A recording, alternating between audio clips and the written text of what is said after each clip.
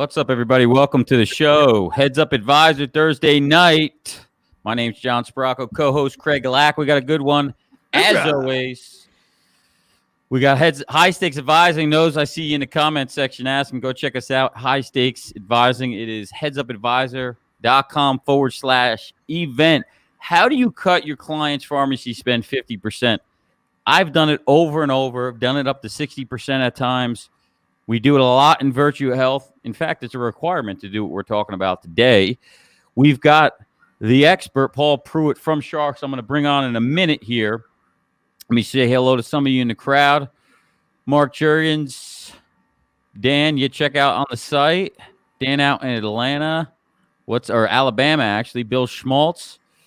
Craig, what do you say? Hey, good topic tonight. We can deal with all the skeptics out there. Be good. Yeah, fire away with your questions. We'll cover them today. Any questions you got on specialty carve-outs, things like that.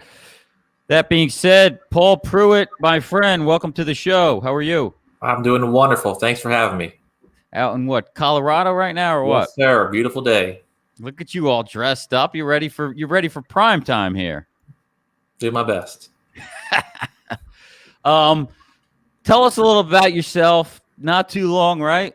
Not too long. Tell us a little bit how you got into this space of the pharmacy sourcing, which is one of the key components to our program and is saving clients and saving our asses on claims hand over fist.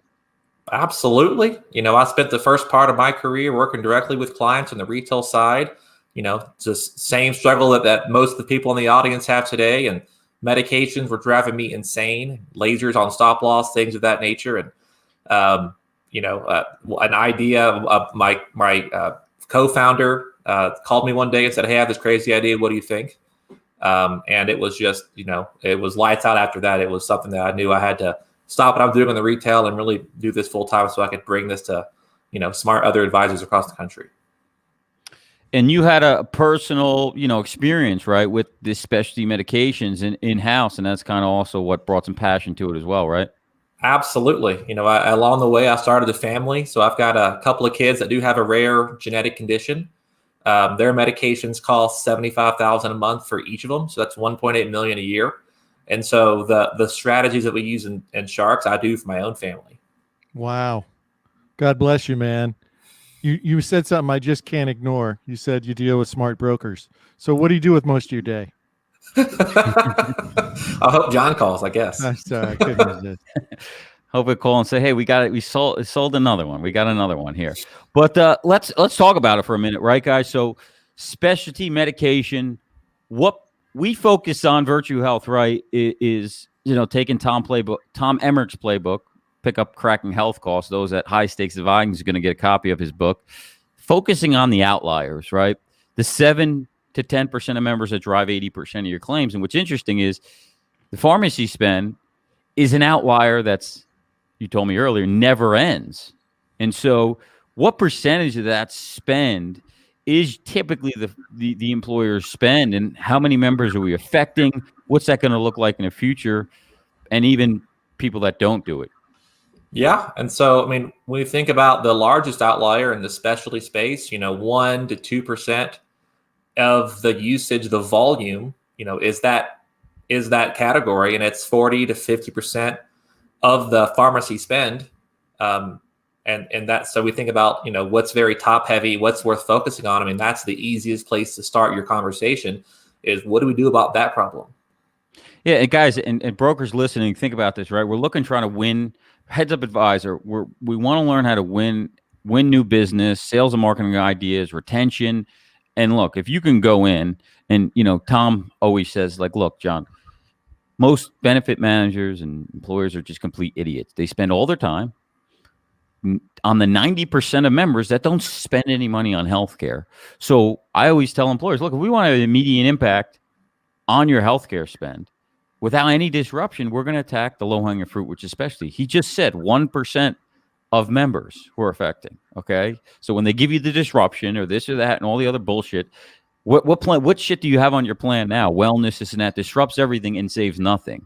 So I just love the fact that it's 1% and the savings is so dramatically high And it's what, Craig? Measurable, predictable, repeatable. Man, things you never hear finishing a sentence after the word wellness, health promotion, or analytics. Yeah, I mean, what are the big guys talking about, Craig? You work in Wellness, the health space. promotion, analytics. Disrupts Yeah. everything, non-measurable, and somehow it sells. So don't tell me you can't sell. Thanks for sharing. I hear that a lot. Can you explain to me exactly how does the wellness program reduce the severity of my claims this year? Stumped, stymied. Yeah, without jumping ahead. I mean, we're gonna have a conversation, and I told Paul we don't even need a script. It's like I got guys that are walking into groups that are 400 lives, 3,000 lives, and they're just charging them a fee, and they're coming back with Paul's proposal and go, "Here's $1.5 million in savings. Just do this, pay me." And I mean, come on, that's just you make it sound so easy. Yeah, it works like a charm. So here's the big question, and you tell me, why aren't more employers doing it? Because when I talk to people, it's like, well, why wouldn't everybody do this? Awareness. I mean, I don't think it's a matter of, most people have never heard of what we do, right? Because we're, this is such a unique concept. Everyone's relying on their PBM to solve their problem. Well, if that worked, you'd already have it solved by now. You mean the PBM doesn't source my specialty drugs? They don't save me money. They're not incentivized to solve the cost equation because they make their money because they fill the drugs. Yeah, I mean, for 101 here, guys, they make massive rebates. That's their profit center. I had the story today on a call with an employer. But I had an employer, Craig can kind of answer this, is like, we had a prospect that became a sour client, and they're like, why wouldn't everybody do this? And then they ended up not doing it because their PBM didn't want them to do it. And it's like, that's typically why, right? And so we got a referral to the subsidiary and sold it.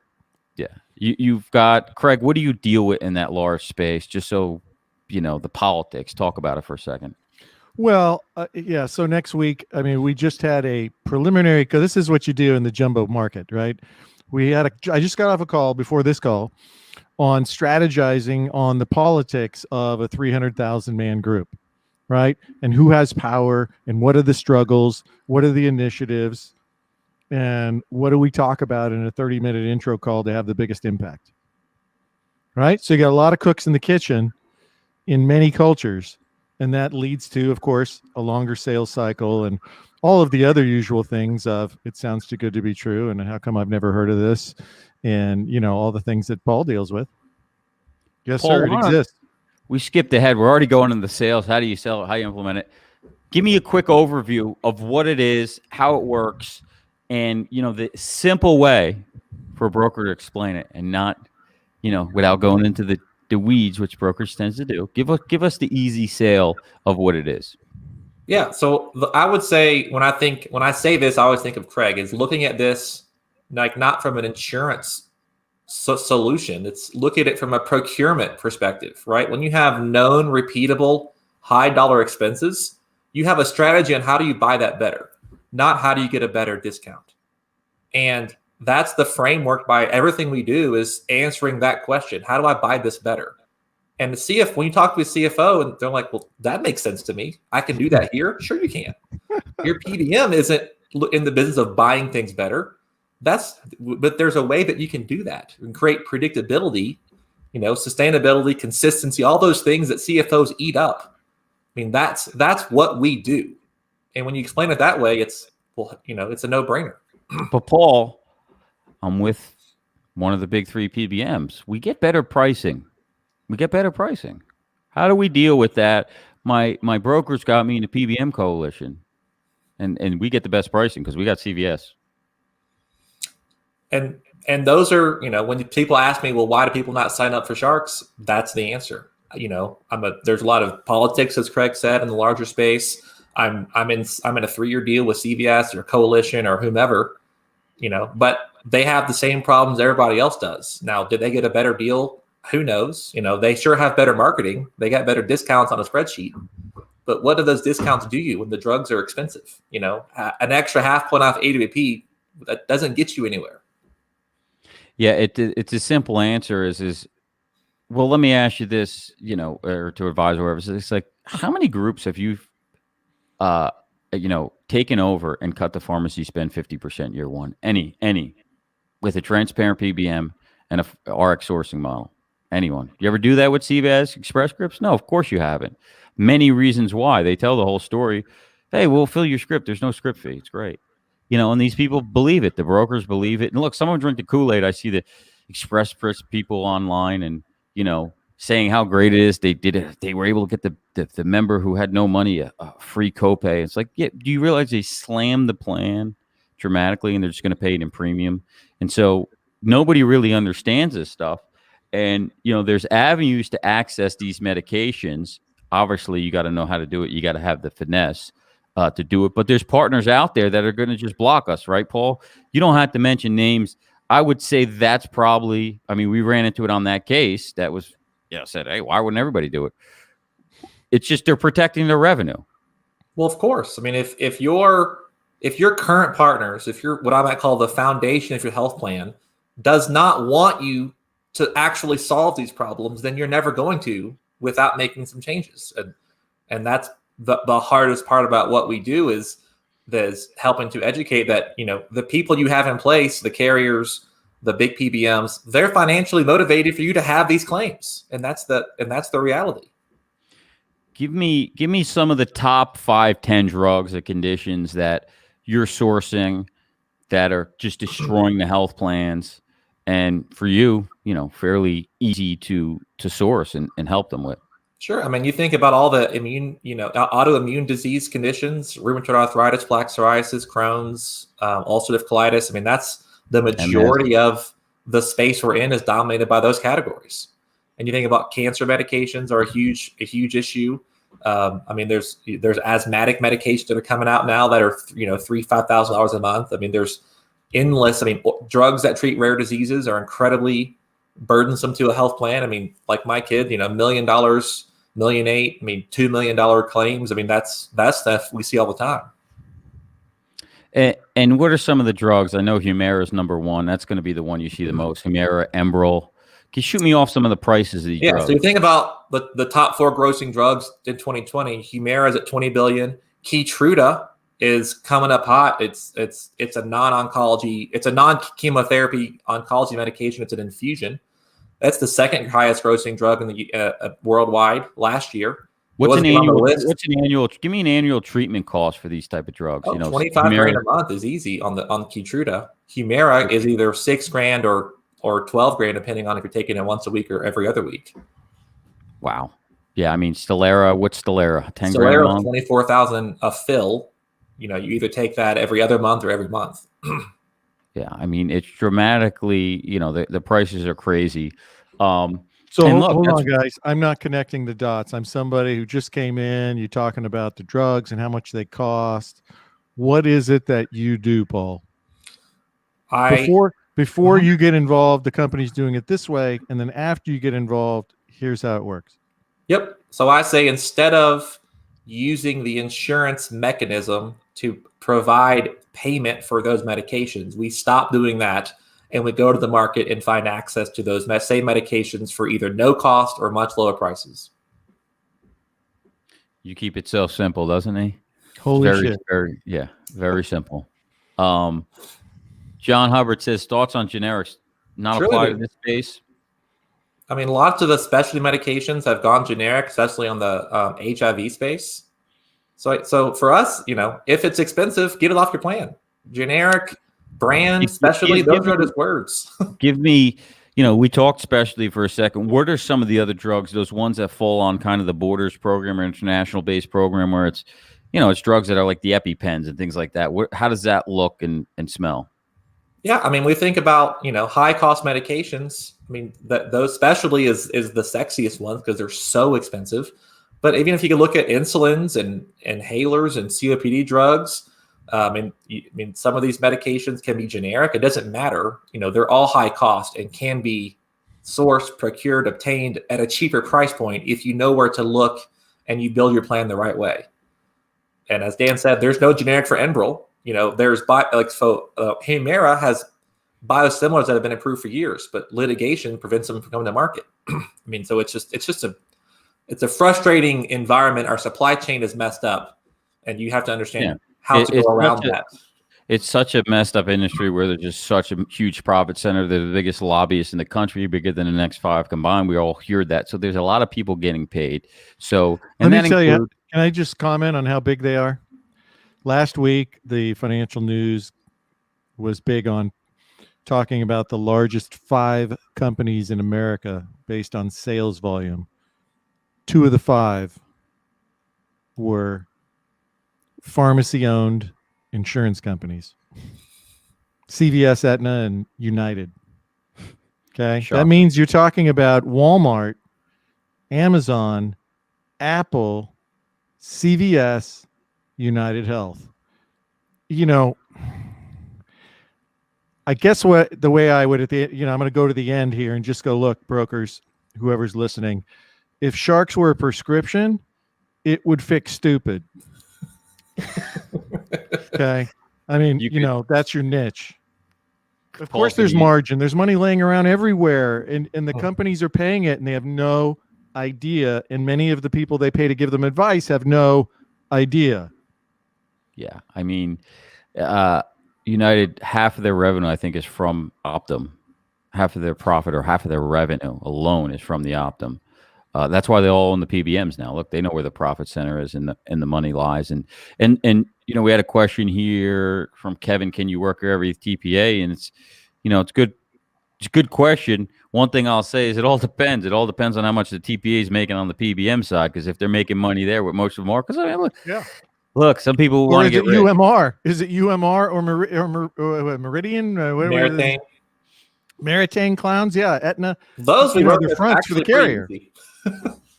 Yeah. Talking about that with TPA challenges. Yeah, so the TPA is, I mean, for us, when we work with the TPA, it's really 2 things. It's plan language and steering J codes if that's a part of the program. Other than that, they're really not involved. So why don't they let you, or do they block against it? What do you run into for guys that are listening and have some business elsewhere and they want to go to their TPA? What are some things they may run into? It's protection of hidden revenue. That's normally when they fight the question, then they're making money somewhere that they aren't telling you. That's always the smoking gun part of that equation. So when they offer me lower admin or give me admin credits to implement a certain PBM, does that mean that they make money from the PBM? It certainly sounds like it.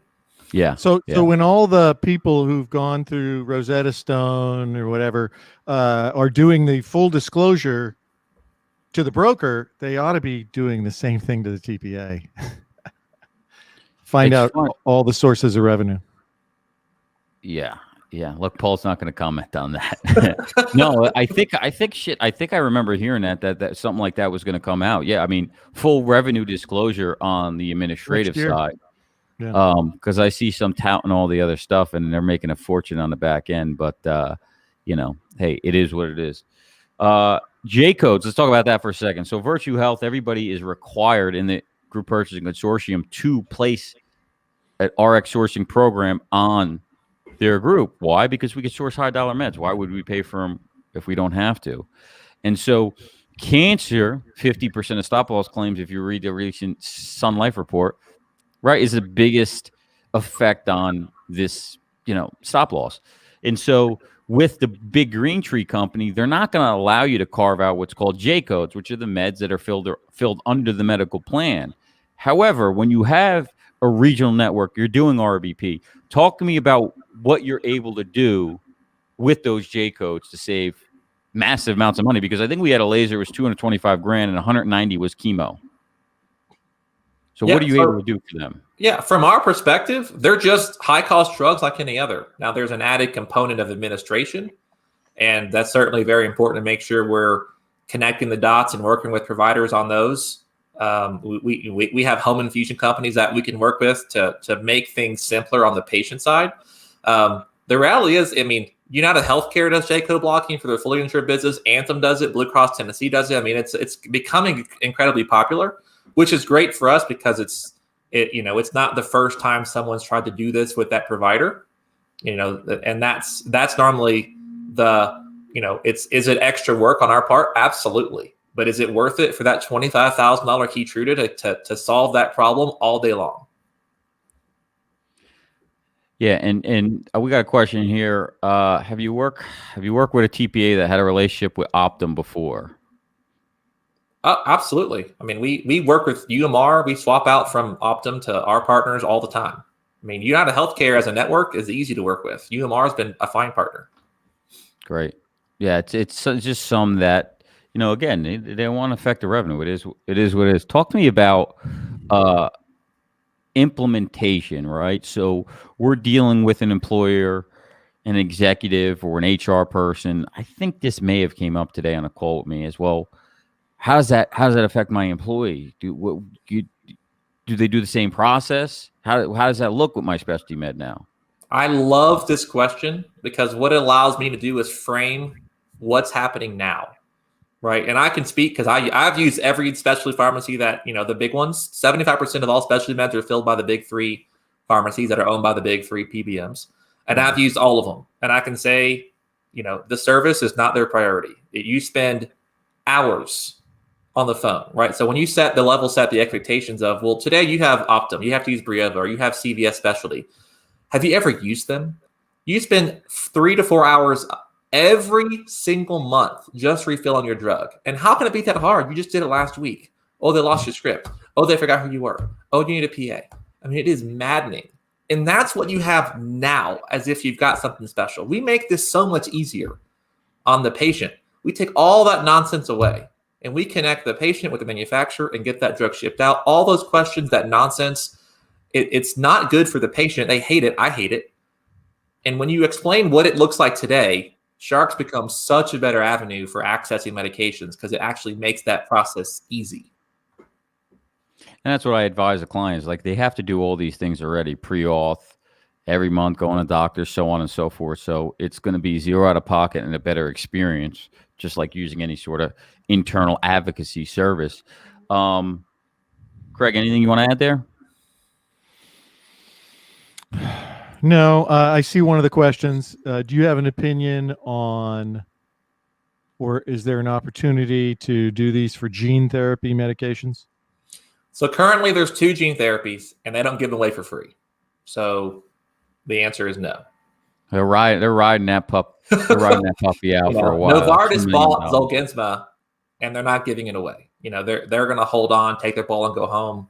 So here's a question adjacent to that one. So this week we saw all the news. It was everywhere, right? The FDA, in an unprecedented decision, decided to come up with a new definition of approval and have approved this Alzheimer's. I can't remember. Alzheimer's drug that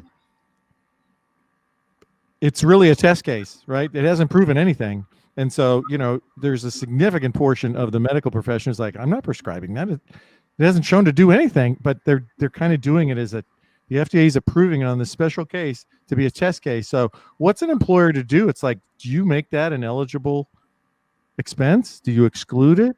How are people going to deal with this when this thing gets released? Well, Craig, that's a very astute clinical perspective, but the reality is many drugs on your formulary do nothing. Right? But they're there because why? They got good rebates.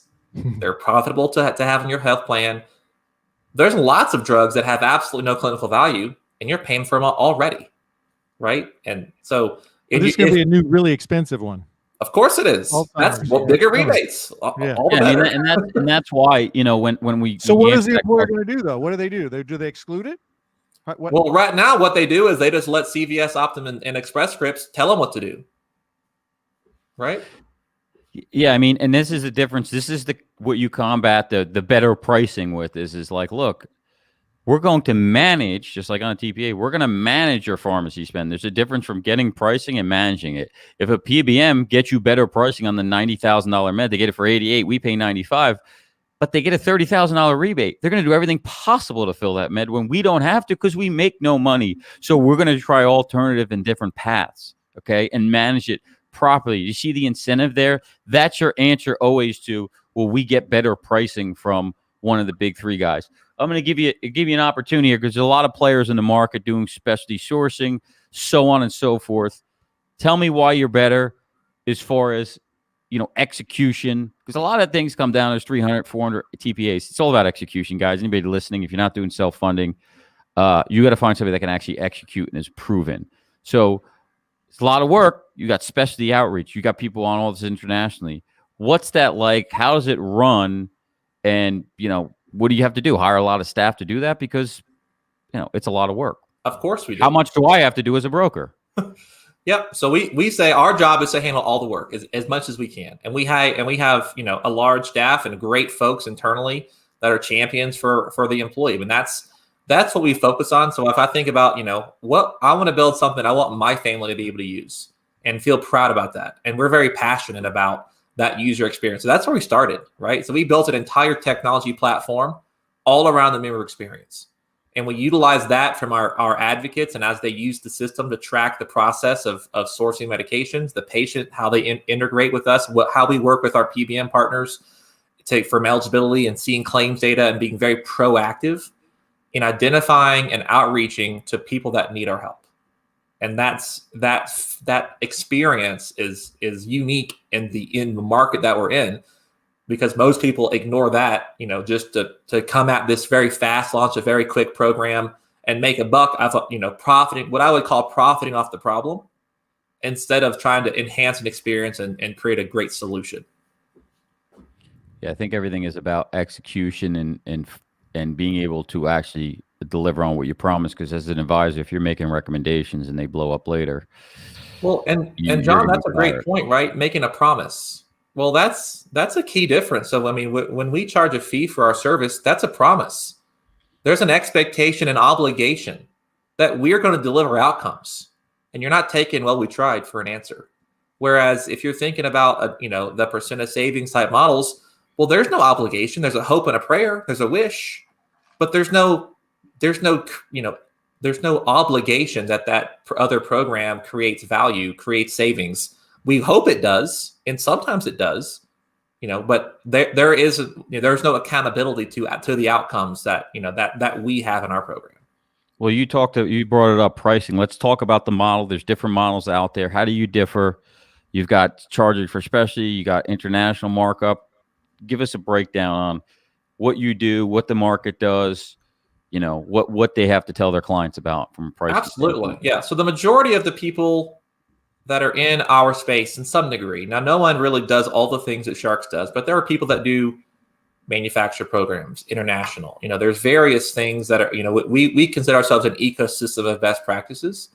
And, most folks are in the percent of savings space, which sounds great, easy to sell, but the reality is you sacrifice outcomes for that simplicity. Where at Sharks, when, we charge PEPM for the majority of the clients that we serve. And with that, our job is to generate the largest ROI. I mean, on average, we're doing 5-to-1 ROI. A lot of groups are a lot higher than that, which you can't do in percent of savings. And the outcomes we deliver are, 2, 3, 4 times as large as other people in the space that we're in. And I'm an outcomes person, and so that's what I focus on is who are we serving? What are we delivering? What's the outcomes we can count on? What's the message that we can bring to that employer to create that conversation? And so that's why our model is so different, is because we base it on charging a fair price for the service we offer and letting the employer reap as much of the reward as they can. Well, what if I don't have specialty med? So when we first initially talked with Virtue Health, we've got in the group purchasing consortium, and I'll get to some of the questions in the comment section in a minute. We had groups on there that weren't taking specialty meds, but we wanted to have the protection on if something does come up, and we can't pay a fee if there's no savings yet. So talk about the model that we kind of created here for those groups that maybe don't have specialty meds just yet, and they're in that 50 to 150 space. Absolutely. And this has been a difficult issue when you think about fully insured groups making the transition. We don't really have good data. Maybe they don't have a specialty issue yet, but they want to manage their risk. And that's really the two facets of what we do is how do we solve the issues that we have today, right? Procurement. And how do we manage against risk and create predictability, right? And so we have, a third model of our program that says, what if we just focused on those diabetic type medications and just kind of did international only. That's our Borders program, and focus there first. There's no fee for that model. It's very transactional based, but put in all the edits and the cost sharing limitations in the plan, so that when a specialty drug does happen, and it's a matter of time till it does, then it allows us to pivot into our traditional model, so we can take care of that issue when it arises, but always make sure that we're adding value from day one. Got it. And then if a specialty med comes up, we can now trigger that program on. Absolutely. So it's really proactively getting ready. Dig you well before you're thirsty, right? And so that's the great part about how we've created this model with the Virtue Health members, so that we can be instrumental in the issues they have now and protect the risk of the pool and that employer from catastrophic claims, because they're going to happen. We're just not sure when. Sounds like a wait and see approach, right? We'll do all the regular blocking and tackling, and then when the big guy comes up, we're ready. Now we to can go. execute. Absolutely. Yeah, and we got a great question here. I think I'll take this one here. Jason Dixon, do you get stop loss carrier provide discounts off their pricing with sharks involved? Well, if you don't know who Virtue Health is, we're a group purchasing, stop loss group purchasing consortium. So of course we apply discounts to not only the spec premium, but the aggregate attachment point. So think about when you're underwriting a group on a maximum cost, and let's say we're evacuating $300,000 in claims, sharks fees $40,000. So we got $250,000 there in savings. Well, we can take some money off the attachment point on the max cost, because we know that this is bolted on, and we're going to evacuate claims off the attachment point, not just the spec premium, the attachment point. Yeah.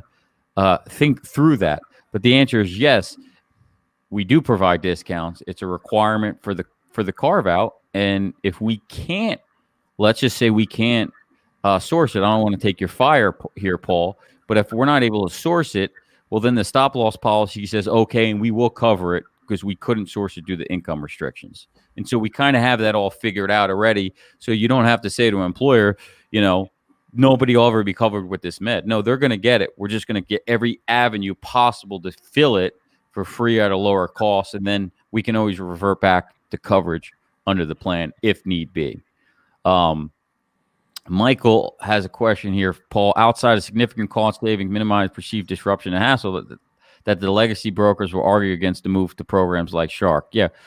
I mean, we covered that earlier on, is basically, it affects 1% of members. So if you can't sell a disruption to 1% of members that is going to potentially cut pharmacy spend 25 to 50%, then you're not explaining it right. Let me add some context to that. So saving the percentages, nobody really cares in HR. But now reframe that, right? I don't care about saving 50%, but if I know that 1% causes the 99% to pay more for their health insurance forever, and you love your employees, that's wrong. The right thing to do would be to try to save money on the 1% so the other 99% can benefit. Better way to communicate. You got to connect the dots for HR.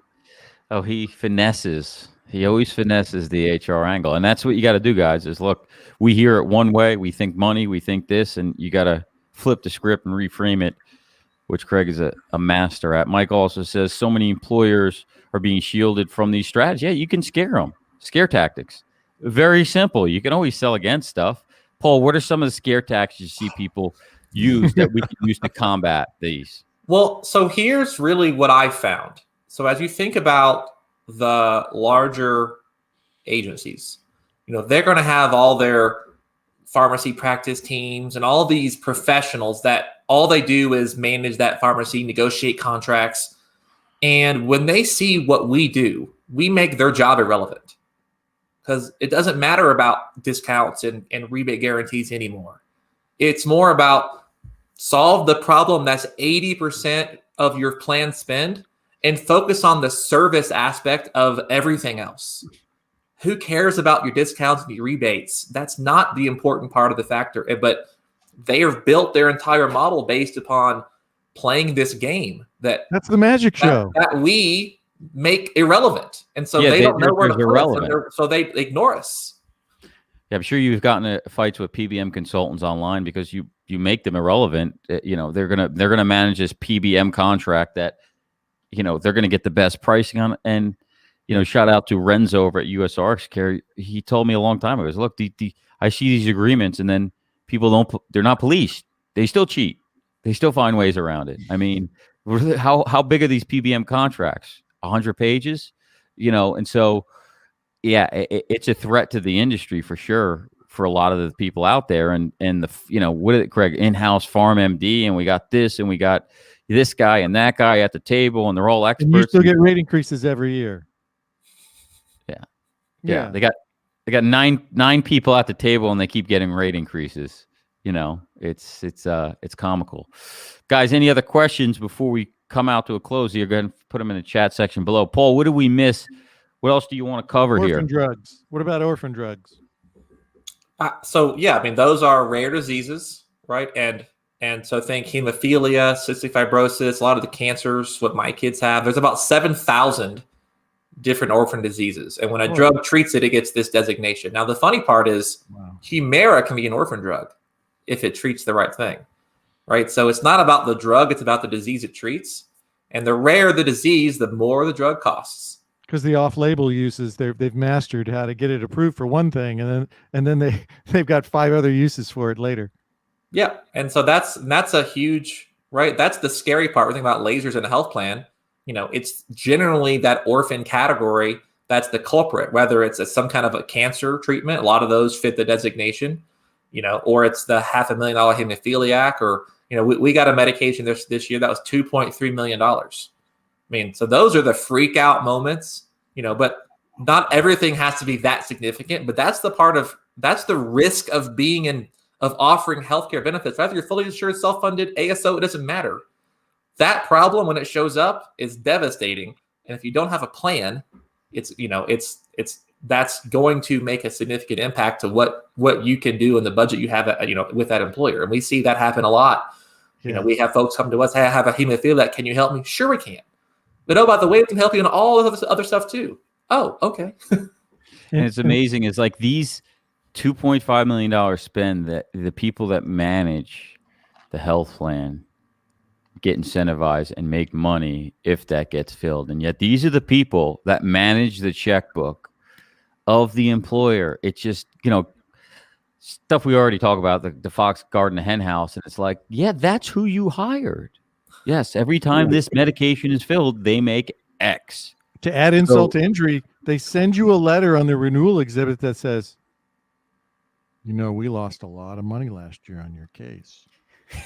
You paid us $2 million, and we had to pay out $4.3 million. And people buy that shit. I mean, you know, look, the bookmakers don't lose money. Vegas doesn't lose money. Health insurance companies don't lose money. They don't even have any money. None of it's theirs. And yet they have billions and billions and billions of dollars in reserves that were once employer monies that could have been people's wages. But I digress. You know, so you've got to understand, you got to connect the dots for these people. You're killing your workers by not paying attention to these details. And it's so basic. It is so trivial to say, let's focus on the 1 or 2%, because that's really where all the money's at. The insurance companies won't miss it. Dan has a question. How can anyone recover enough premium to be profitable if you have $2 million X members where the group said, well, you know, again, those meds, that is a worry for a lot of, especially the reinsurance carriers. But, you know, hint, on that med, they're making money, number one. Number two, their pool is so big, they may have that factor. And number three, they buy reinsurance. Yes, your fully insured carriers have what's called a pooling point, kind of like a specific deductible, or is a specific deductible, and they buy reinsurance over that. So there's reinsurance money, not theirs. Yeah, it's there's reinsurance. It's your customer's money. Yeah, they buy reinsurance, and then reinsurance maybe over $1 million. for more. It's $5, $3 PEPM for reinsurance over $1 million. And so, look, it's all factored in. Key thing to remember, right, Craig? The insurance companies do not lose money. I'll repeat that. I'm in Vegas now. They don't even take risk. Do you see the casinos? You think they lose money? Take a look at what the casinos look like. They don't lose money. They factor in what the claims are going to be, and they add their profit on top. So plus. That being said, we'll come to a close here. Paul, final thoughts for brokers out there. Where do they reach you? Yep. So they can visit us online at sharksplan.com. You can email us at sales@sharksplan.com. Check us out. And, we think about what size group. I mean, if you can self-fund a case, Sharks is a great fit. I know this sounds silly, but can you spell Sharks? SHARX. Thank you. There you go. You know where to find them. Hey, Paul, thanks for joining us. Thanks for giving us some insight. If you want a closer look at demo and quotes, go to him. Don't email me. Go to the expert, and we're happy to help. Hey, High Stakes Advising 2021. Check us out August 8th and 9th, Costa Mesa, California. A few tickets left, and then we're closing it out. Number one sales trainer in the world, Jordan Belford. We'll see you next week, guys. Same place, same time. Heads Up Advisor here. Happy hunting. Talk soon.